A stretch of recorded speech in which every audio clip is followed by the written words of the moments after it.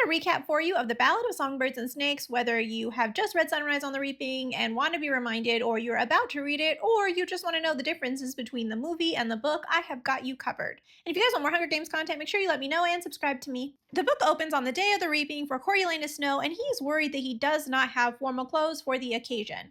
Because after the war, the Snow family became very, very broke.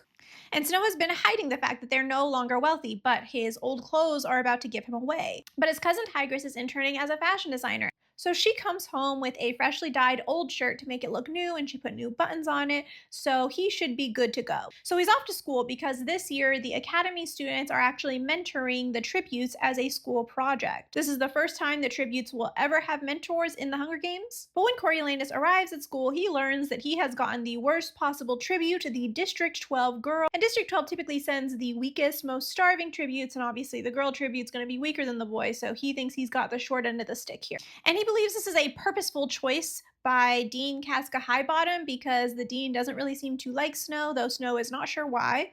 And he complains to another student about it, Sejanus, who has come from District 2, but his father became really wealthy in the war and they became capital citizens. But Sejanus has got his own problems because he has been assigned the District 2 tribute, and obviously he's from District 2, so this is really traumatic for him. But Snow mostly thinks that he should be more grateful because the District 2 tributes typically win the games. And overall, Coriolanus really does not like Sejanus, but he is nice to him. He's kind of nice to everybody because he just wants to be on everyone's good side in case he ever needs a favor from anyone at any point, but he hates that people think that him and Sejanus are friends.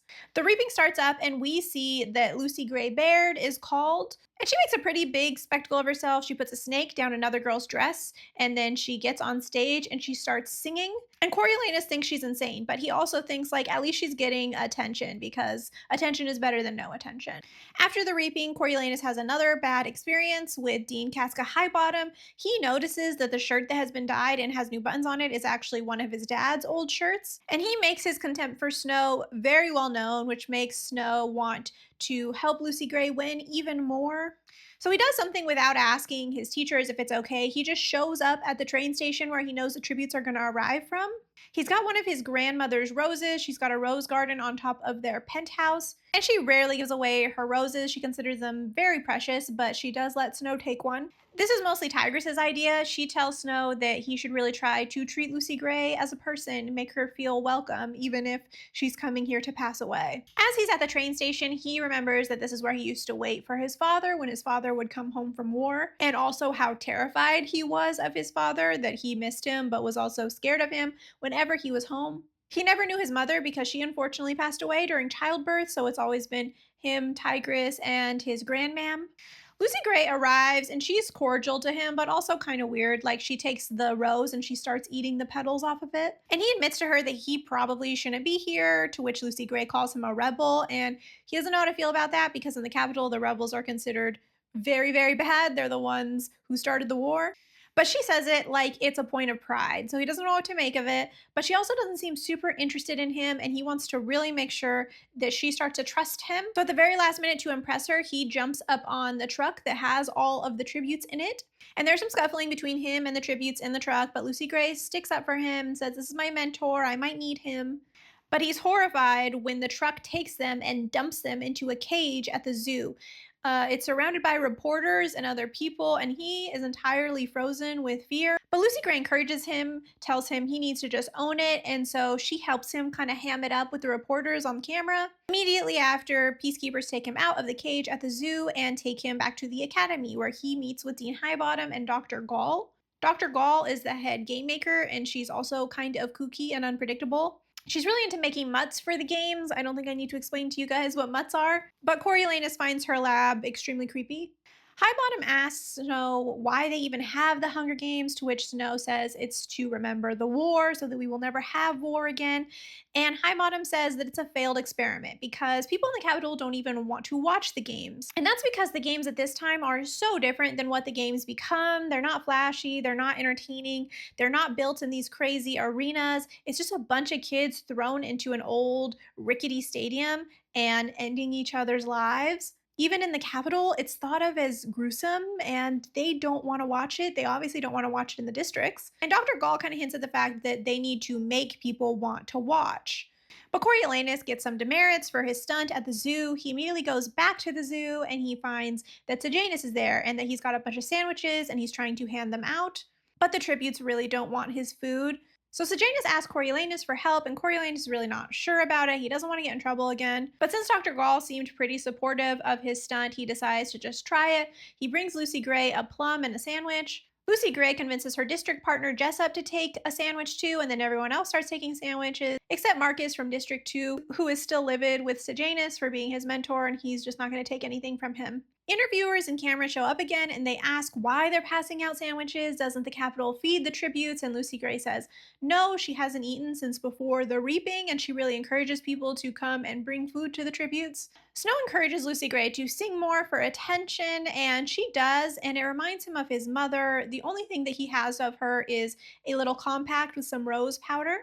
And he learns that Lucy Gray also lost people in the war, and they kind of bond over that horrible experience. And she makes sure to tell everyone that she's Covey. She's not from the district. The Covey were people that would not stay in one place prior to the war. They would travel to lots of different locations and play music and were performing artists, and so they just ended up stuck in District 12. Sejanus is still heartbroken to have to work with the District 2 tribute, and so he asks Coriolanus if he wants to trade, and Coriolanus is really excited about this for a second because he really thinks District 2 is going to win this thing.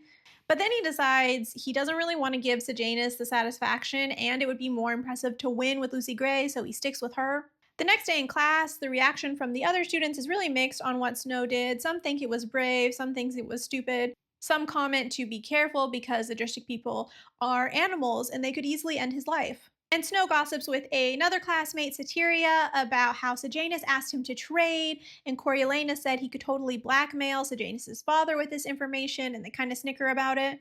That is one significant difference from the movie and the book, by the way. The movie makes it kind of seem like Coriolanus is actually Sejanus' friend, and he's not. He's always kind of talking behind his back. He always thinks that he's beneath him because he wasn't born in the capital. But I digress. The students have a brainstorm session on how to get people to watch the games.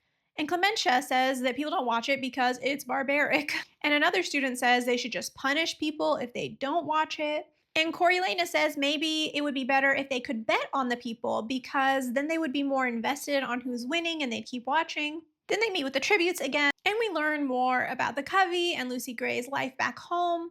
And the Covey is made up of Lucy Gray, Maud Ivory, Barb Azure, Clerk Carmine, Tam Amber, and Billy Tope, who used to be part of the Covey, but then he started dating the mayor's daughter. The mayor's daughter is the reason Lucy Gray got reaped, and so the Covey wants nothing to do with him anymore. But the Covey is a bunch of performers. They perform in District 12 and they stick together. They're not all blood related. Maud Ivory is Lucy Gray's cousin. Barb Azure is also a Baird. Clerk Carmine and Billy Tope are blood related. But other than that, they're kind of a mishmash. After they're done talking to the tributes, Sejanus confronts Dr. Gall and says he doesn't want to be part of this. He should just find another mentor. Sejanus is way too sensitive for this. To which Dr. Gall says no, she needs sensitive people to be mentors so she can see how they're going to react to the games and how they can get people watching. In fact, she wants people to care about the tributes as much as Sejanus cares about the tributes, even though Sejanus cares about the tributes because he genuinely cares and she just wants people to watch the games. The betting gets brought up again to Dr. Gall, and she says if anyone has any ideas, they need to just write a proposal and leave it on her desk. More of the students go to the zoo after school to bring food to their tributes, but one mentor, specifically Arachne, really taunts her tribute. She brings food, but she's like, giving it to her and then jerking it away. And the tribute responds by slitting her throat right then and there. Everyone is horrified, even some of the tributes. Coriolanus knew Arachne really well and he's horrified, but he also admits that she wasn't very nice. He walks home with Clementia and they talk about the betting proposal they wanted to give to Dr. Gall, but Clementia says, Dr. Gall's not going to expect anything with what just happened. Let's just go home and rest after such a traumatic experience. But then Snow goes home and he can't sleep anyway, so he decides to just write up the betting proposal and the idea that people can sponsor certain tributes and send them food and gifts by drone. That way, sponsorships will actually fund the games every year. The next day, everyone is super comforting to Coriolanus because they think he and Arachne were super close. And they weren't that close, but he lets them just think that and takes the sympathy. He drops off the proposal to Dr. Gall, and so Dr. Gall calls in him and Clementia to her office. Clementia is upset that Snow turned in that proposal anyway, even though they decided they weren't going to do it. And he says that he didn't put any names on it, and so they'll just say that it was from Clementia too, and she's okay with that. They get to Dr. Gall's lab, and Clementia lies and says that yes, they worked on it together, and Clementia was the one who printed it out. But then Gall puts the papers in a snake pit, and he makes both of the students take out the papers. Snow goes first and he's totally fine, but then when Clementia puts her hands in, the snakes all attack her because they don't recognize her scent because her scent wasn't on the paper. And so Dr. Gall explains that she knows Clementia was lying. She gets taken to the hospital. Snow is terrified of Gall at this point. He tries to see Clementia in the hospital, but they won't let him. So he visits Lucy Gray again. He takes her some crackers that he got from the hospital. And she complains that even though there is rat poison all around the zoo, that rats don't care, they avoid it, and they keep biting them at night. And even Jessup got bitten by something that was much larger than a rat. They don't know what. The next day is Arachne's funeral, and Snow is asked to sing the anthem, which he does. And the Capitol makes a big show of chaining up all the tributes and putting them in a flatbed truck with Arachne's tribute being strung up. But they take those tributes and all the mentors to the arena to do a tour. And again, at this point, the arena is just some old arena that the Capitol used to use for shows and stuff, but it got bombed a lot during the war. So it's very rundown and rickety. And while they are there, a bomb detonates. Some tributes try to make a run for it, but Coriolanus gets stuck in the rubble, and so Lucy Gray stops to help him. He wakes up in the hospital to find that some tributes and some mentors have passed away in the bombing. And the only one that seems to have escaped is Sejanus' tribute, Marcus. While Snow is in the hospital, Clementia visits him, and she looks terrible, almost looks like snake-like herself. And she accuses Coriolanus of betraying her, of not coming to see her in the hospital. And she says nobody's been there to see her in the hospital. And Snow was like, I tried to visit you. And while I was trying to visit you, I even saw your parents come in. So I thought the people were seeing you. She says she thinks Dr. Gall wants to end her life. And then some peacekeepers come in and take her away. But this shakes Coriolanus a bit and makes him even more terrified of Dr. Gall.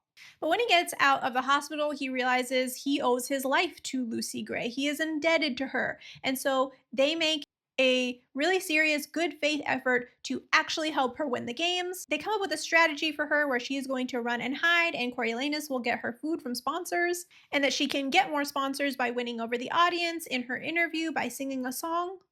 In class the next day, Sejanus has another outburst, and Coriolanus does try to calm him down, but keep in mind, again, the entire time that he is helping Sejanus, he's thinking how much he hates Sejanus. And in this class, Dr. Gall assigns everyone an essay on why war is great, everything great about war. After school, Coriolanus sets out to get a guitar for Lucy Gray for the interview, so he goes to Pluribus, who runs like a jazz bar. And from Pluribus, Coriolanus actually learns that his dad and Dean Highbottom used to be best friends, and so that makes him kind of curious about what happened and why Dean Highbottom hates him so much now. But Lucy Gray does wonderful in the interview. She sings a song that seems to be directed to an old lover about how he's going to regret that he sent her to the reaping and about how she used to live by on her charms. She ends the song by saying, I'm the bet that you lost in the reaping. What are you going to do when I'm gone? And the song is super well received in the Capitol, but Coriolanus gets really upset because he doesn't like that she is singing about another lover. He doesn't like thinking that she had a life before him. He even thinks that he likes that here in the Capitol, she's his. She belongs to him. He doesn't even like when Pluribus says that, hey, if she wins, maybe she can sing in my jazz bar. That makes Coriolanus realize that once she's free to do whatever she wants, and everyone's going to love and enjoy her talents, and she could belong to anyone, not just him. He even vents to Tigris about the whole line about living by her charms and asks if that implies like what he thinks it implies. And Tigris just says that even she did things in the war that she really regrets, and that people will do horrible things to survive. And Coriolanus doesn't even ask what she means by this because he doesn't want to think about what his cousin had to do for him to survive. The night before the games, Snow brings a basket of food for Lucy Gray, and she tries to share with Jessup, but he's not interested in eating. Reaper stands up and apologizes to everyone for the fact that he has to end their lives tomorrow, and Lucy Gray gets really scared and starts crying, and Coriolanus tries to comfort her. He tells her that she's such a great friend and that he even got really jealous about her song because I guess that is what is important to him right now. And he says he doesn't want to lose her, and he gives her his mother's rose compact with all the powder out of it. And he tells her that it used to have rose powder, but he thought maybe she would want to pack her own powder. And they kiss before she leaves. In the interviews before the games, it's a really interesting contrast that when Snow is in front of the cameras, he tries to convince everyone that Lucy Gray really isn't district. She's Covey, so she's more like Capital. But Dean Highbottom gets on camera and says that the district kids are no different than the Capital kids. Really showing that Dean Highbottom has actual empathy for these kids, and Snow just thinks of Lucy Gray as not district. Clementia returns in time for the games, but she's clearly not herself and is a little twitchy. They finally start the games. It's revealed that Marcus has been caught and he is strung up in the arena, but more horrifyingly, he's strung up and he's still alive. Sejanus freaks out, calls everyone monsters, and leaves. Another student suggests Coriolanus goes after him, but this just annoys Coriolanus because once again, they're not friends. Lamina, the tribute from District 7, grabs an axe and then starts climbing up a pole near Marcus, and it seems like her and Marcus are talking about something. Marcus kind of nods, and then she ends his life with the axe. Lamina stays on top of that beam, and Reaper goes into the stands, like all the stadium seats, and then everyone else runs away. Eventually, the District 3 tributes come out to grab a drone. Remember, they're from the Technology District. Reaper goes into the tunnels at one point and then comes out with another tribute in his arms, but she's alive. But she seems really sick, and so Reaper lays her down and she passes away. Eventually, they turn the lights off in the arena. Everyone goes home. But when Coriolanus goes home, Sejanus' mom is there for some reason. Games are still playing on the television in Coriolanus' house, and in the darkness, he can see that a figure has walked up to Marcus's body, and it's Sejanus. He seems to be sprinkling breadcrumbs on Marcus's body, and Sejanus' ma says that that is a custom back in District 2. Then Snow is called back to the arena. Dr. Gall insists that he needs to be the one to go in and get Sejanus out. He really has no choice, so he takes pepper spray and a vest. And right before Coriolanus is about to go in, the peacekeepers tell him that they've been instructed to not let him out unless he's got Sejanus with him. So it's bring Sejanus out or like pass away in the arena. So he goes in, he tries to convince Sejanus to come out. Sejanus is like, no, I'm making a statement. I would rather pass away in here. And Coriolanus is like, this is no statement. It's all dark in here. They're not going to let anyone see what you do. So if you want to make a statement, you should leave with me and make like a real statement. That way he can fight for the tributes instead of just fighting the tributes. And he says, okay, but they have to take Marcus's body. So they start dragging Marcus's body away. But one of the tributes, Bobbin, lunges for Coriolanus. Snow grabs a 2x4 and beats him. And then him and Sejanus just make a run for it. They're chased out, but they make it out with pretty minor injuries. And the next day when Coriolanus comes in, Sejanus' father announces the plinth prize, that the mentor with the tribute that wins is going to get a scholarship to college. A few more tributes end up passing away, but honestly, the games are boring. These tributes don't really want to fight each other. They aren't like the games of the future. There aren't even cameras in the tunnel, so most of the time, nobody has any idea what's going on. So Coriolanus cannot even get food to Lucy Gray, and when he finally sees her, she is running out of the tunnels from Jessup because he's rabid. Whatever bit him at the zoo gave him rabies. As a favor, Jessup's mentor sends in bottles of water because people with rabies fear water, and so he's up in the stands chasing Lucy Gray, and he's terrified and swatting the water away, and he eventually falls. Lucy Gray is safe, but she goes down and strokes his hair until he passes away. She gets food and water from Coriolanus and then disappears back into the tunnels. When Snow gets home, he learns that soon his apartment is going to be taxed, which means that the Snows are definitely going to lose the place where they live. He thinks maybe he can blackmail the Plinths into giving him money, or he can just ask for a loan, but he hates the idea of asking for a loan from a district person. The next day, when Snow gets back to the games, Lamina and Reaper are talking about something. Again, these tributes don't really seem to want to hurt each other. Lamina's very sunburnt though, and Reaper ends up taking the flag of Panem and handing it to her. This makes people in the Capitol very upset, but now she's got sun coverage. And in exchange, Lamina drops some food that she got from a sponsor down to Reaper because Reaper's mentor will not give him any food or water. Unfortunately, Lamina does pass away from a coordinated attack from other tributes later that day, but Reaper takes the bodies of everyone who's passed away so far and lines them up and puts the Capitol flag over them like a blanket. At the end of the day, they learn another mentor that was in the hospital from the bombing has now passed away, and Dr. Gall gets really mad and says to the cameras that there is going to be punishment for this. And on the way out, Snow figures out what this punishment is going to be because he sees a tank with rainbow snakes. So he drops in a handkerchief that Lucy Gray gave him so that they will recognize her scent. The next day, the snakes are dropped into the arena and they attack everyone except Lucy Gray. She sings to them, so it kind of looks like she's like singing her way out of this, even though it's definitely the handkerchief. A lot of the tributes passed away, but some were able to run away from them, and then the snakes froze overnight, so they were not a constant issue in the games. Some of the tech tributes attack another tribute using the drones that they like reconstructed to attack. Reaper has been drinking out of a puddle, and so Lucy Gray put some rat poison in it. Lucy Gray is also attacked during this day by Treach, but she has a secret snake that she kept and she throws it at him, and so she gets out of that scenario. With so few tributes left, Snow finally fantasizes that maybe Lucy Gray will actually get out of the games and he'll be the winner and he'll be able to go to the academy and they can live happily ever after. Eventually, Reaper does drink out of the poison puddle. Lucy Gray wins the games. Everyone's celebrating. Coriolanus is ecstatic until Dean Casca Highbottom says, "You need to come to my office," and he shows him the handkerchief and the compact.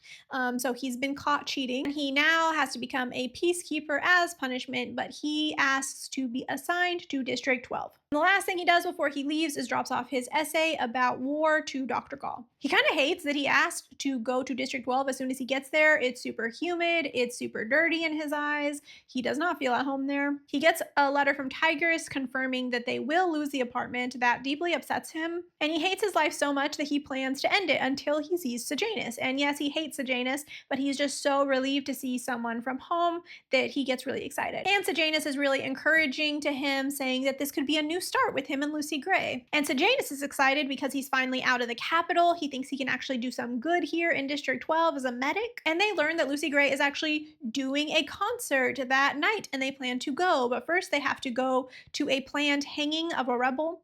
The man is named Arlen.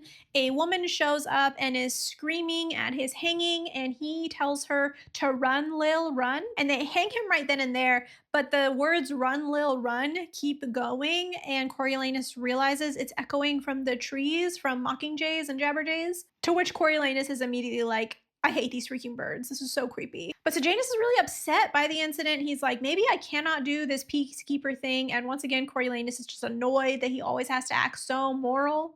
They go to see Lucy Gray sing, and Coriolanus is immediately jealous that so many men are also watching her sing. She ends with a song about seeing a train and her true love, and he knows that that song is about him, so that kind of puts him at ease. Before he can go see Lucy Gray, her ex Billy Tope shows up and makes a whole spectacle of himself. Lucy Gray rejects him, tells him to get out. It starts a huge brawl. He does not get to see Lucy Gray, but honestly, he kind of likes that it happened because it confirms that she doesn't want him and that she really does belong to him, Coriolanus. Coriolanus and Sejanus decide to go to Lucy Gray's house with the Covey the next day.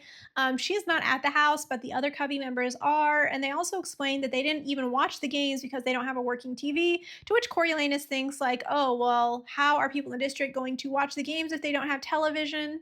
It won't help Dr. Gall with wanting to raise up viewership. But Lucy Gray is in the meadow. Snow goes out to meet her, and she is writing the Hanging Tree song based on Arlen's hanging. They're happy to see each other, and they both recap what they experienced during the games, the things that the other person couldn't see. And Lucy says that after she left, Dean Highbottom actually gave her some money for her victory because that wasn't usual practice yet in the games. They say that they both owe each other their lives, and they kiss. But when they go back to the house, Billy Tope is there again, and he's talking to Sejanus and like writing something in the dirt. Coriolanus is immediately suspicious of this, and he confronts Sejanus about it on his way back. And Sejanus says he was just going to check up on Lil for Billy Tope, because Arlen's partner, Lil, is now being held as a prisoner. Sejanus and Coriolanus fight about this. Coriolanus says that he's helping rebels. So Coriolanus goes back to their barracks and decides he's going to write Dr. Gall about his experiences in District 12. And maybe that'll end up with some goodwill for him later. He's always kind of thinking about what he can do to the people around him to get what he wants. He also starts studying for the officer test with Sejanus. Sejanus wants to take the test because if he becomes an officer, he maybe can become a doctor. And Coriolanus wants to take it because if he's an officer, then he'll be in a more prestigious position. And they start studying with each other regularly, but they get interrupted when Dr. Gall's assistants come in and they want to start collecting Mockingjays and Jabberjays for some study they're doing. And Snow, again, hates these birds, but when Gaul's assistants are around, he pretends that he likes them to get on their good side. So maybe that information will get back to Dr. Gaul. So he learns a lot about the birds and how they recorded during the war because Jabberjays were used to spy on district people during the war, right? But then district people figured out how to record them and sent back false messages. So he gets the rundown on that. Later that week, Coriolanus ends up taking the officer test. At one point, Sejanus and Coriolanus end up going down to the lake with the Covey. This is the same lake that Katniss goes to in the Hunger Games. Lucy Gray and Snow end up talking about the war, with them having very different opinions on it, where Snow thinks that it was awful, but it was necessary to keep the peace. But Lucy Gray is like, now, because of the war, the Covey can no longer travel. We don't have freedom anymore. They don't see eye to eye, but they are interrupted when other members of the Covey want to look for Katniss plants in the water. They eat a little feast of berries and fish and sugar cookies from Sejanus' mother. And the youngest member of the Covey, Maud Ivory, explains that they name people from the Covey based off of a ballad, that's their first name, and a color is their second name. Lucy Gray also admits that Billy Tope has asked her to run away with him to the north, but she says she would never go anywhere with him. But this makes Coriolanus jealous because he puts together the lyrics in the hanging tree and a lover asking to run away, and he thinks that's about Billy Tope and that she still has feelings for him. And it also makes him suspicious of Sejanus since he's been talking to Billy Tope and Billy Tope is planning to run away. And he keeps adding up clues like him sneaking off to the hob alone. He finds hidden money in his locker. So on the way back from the lake, Snow tries to manipulate him once again and says, hey, we're brothers. You can tell me everything. And this makes Sejanus very emotional.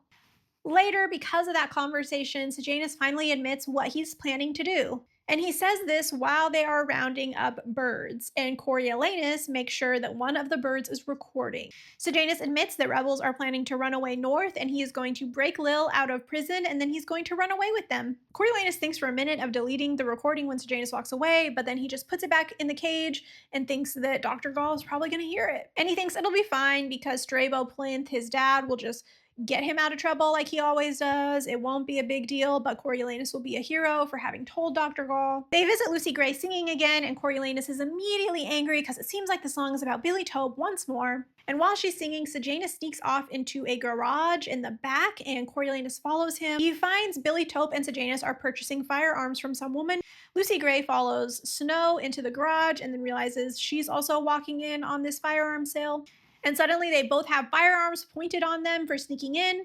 And Sejanus says, hey, don't worry about it. They're with me. And Billy Tope is like, yeah, that's my girl. She's with me. Don't worry about it. She's coming with us. And Snow and Lucy Gray both go along with this story. And Snow says he's running away too. And he's dating Barb Azure. And it starts to de-escalate. But then out of nowhere, Mayfair, the May's daughter, shows up. And she's like, you are not running away with Lucy Gray. I'm telling everyone about this. That's obviously going to get them all hung. And so one of the men raises his firearm to shoot at her, but then Billy Tope stops him, is like, no, no, no, don't do that. But then Snow ends up shooting Mayfair, and Snow is immediately like, go back to the stage so no one will know you were here. But Billy Tope is like, she's not going anywhere. If we're going down for this, she's going down for this too, to which another person shoots Billy Tope, and then they all disperse. The mayor's obviously furious. His daughter has passed away, but after a few days, the case kind of runs cold. Snow starts to think that they'll get away with it until Sejanus is taken into custody. But then he learns Sejanus was not arrested because of Mayfair's passing and that it was the recording that he sent to Dr. Gaul. And Sejanus and Lil are hung together, and his last words are Ma, and the Jabberjays echo it through the trees. And Snow feels terrible, but he also rationalizes that technically he would have passed away in the arena, so Snow actually gave him like some extra time. And he doesn't tell anyone about what he did. When he sees Lucy Gray again, they mourn Sejanus together, and Lucy Gray says she has to run away because the mayor thinks that she's responsible for Mayfair's death and he is going to come for her. And Coriolanus is still afraid that he's going to get caught, so he's like, I will go with you too. He preps to leave the next day, but that morning he gets called in and learns that he's actually going to be promoted to being an officer. And he's stoked because he's going back to District 2 to be part of an elite team, and this could be a path for him to end up back in the capital. And he really considers going, but then he realizes that those weapons are still out there. His DNA is still on them. If he gets caught, it's all over, and he decides he's just going to run away with Lucy Gray. He and Lucy Gray decide to stop at the lake one more time before they leave, and they end up talking about the nature of people. And Lucy Gray says she's never going to harm another person. And Snow agrees and says that killing 3 people was way too much for him. This confuses Lucy Gray, and she's like, "Who's the third person?" And he's like, "The third person is myself. I killed my old self."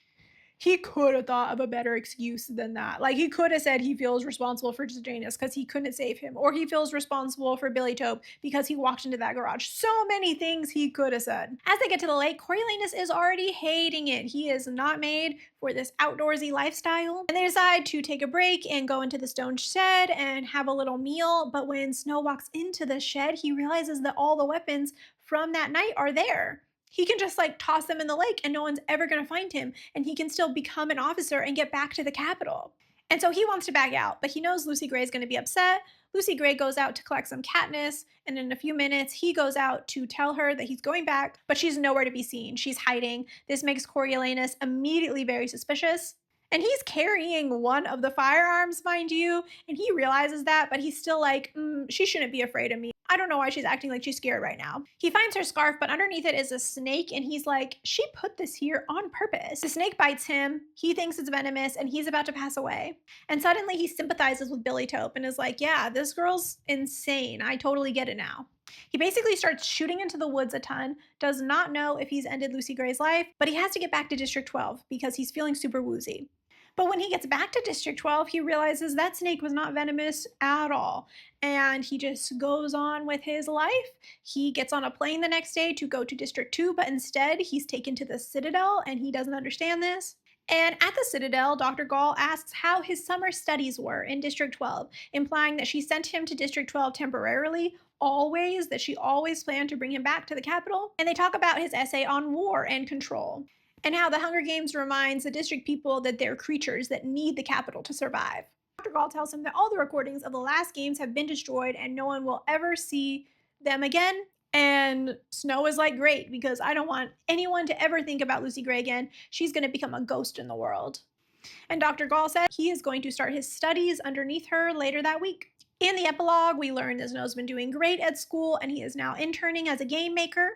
Sejanus' parents bought him and his family an apartment and basically treat him like an adopted son. He is now their heir, and Snow says that sometimes he even forgets that Strabo Plinth is actually district. He decides to marry Livia Cardew because he knows he'll never truly love her, and he doesn't want to get stuck having real feelings for anyone ever again. And nobody knows what happened to Lucy Gray, but she doesn't seem to have ever returned to District 12. And then he visits Dean Highbottom, where he learns why Dean Highbottom hates him and his dad so much. It's because one night, him and Snow's father went drinking, and as a joke, Dean Highbottom made up the Hunger Games. He's like, wouldn't it be crazy if we did this? But he wasn't serious. And Coriolanus' dad took it seriously, wrote up a proposal, gave it to Dr. Gall, and made the Hunger Games a real thing and credited Dean Highbottom with it. And Dean Highbottom hates the Hunger Games, hates that they exist, and is so betrayed that Coriolanus Snow's dad did that. And Snow ends up poisoning Highbottom and thinks to himself that Snow always lands on top. Don't forget to subscribe if you want more Hunger Games content, and if you are a big reader, shameless plug, but I recently got a book deal for my debut psychological thriller, You Watched in Silence. It follows a fan who becomes nanny to a canceled family vlogger on a cozy Washington island, but she soon faces both paranormal and parasocial horrors. And if you go grab the prologue in my profile, you may get an early signed copy. You'll also get all my release updates, and we do have the cover coming out soon. So if you want to be one of the first people to see that, go get the prologue.